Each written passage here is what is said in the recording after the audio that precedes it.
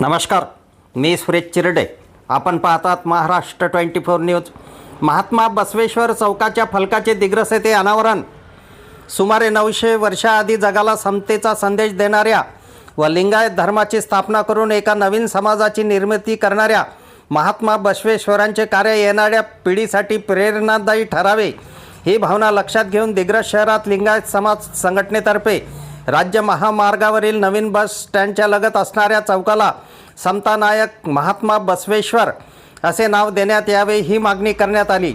सदर मागणीला नगरपरिषद प्रशासन, नगरपरिषद अध्यक्ष, उपाध्यक्ष, सत्ताधारी व विरोधी पक्षाचे गटनेते तसेच महाराष्ट्र राज्याचे मृद व जलसंधारण मंत्री तसेच दिग्रस मतदारसंघाचे आमदार संजय भाऊ राठोड तसेच यवतमाळ वाशिम लोकसभा मतदारसंघाचे खासदार संजय भाऊ देशमुख या सर्वांनी पाठिंबा दर्शविला व तसा ठराव नगरपरिषद दिग्रसच्या होणाऱ्या आमसभेमध्ये घेऊन भविष्यात या चौकाचे सौंदर्यीकरण करण्याचे आश्वासनसुद्धा दिले आहे.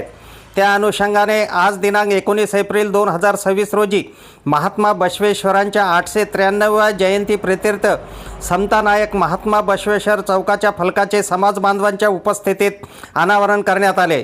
सदर चौक हा येणाऱ्या काळात महात्मा बसवेश्वरांच्या विचाराचे प्रेरणास्थान ठरणार आहेत. आमच्या पुढील बातम्याचे अपडेट पाहण्याकरिता आत्ताच आमच्या चॅनलला सबस्क्राईब करा व बेल आयकॉनवरती क्लिक करा. धन्यवाद.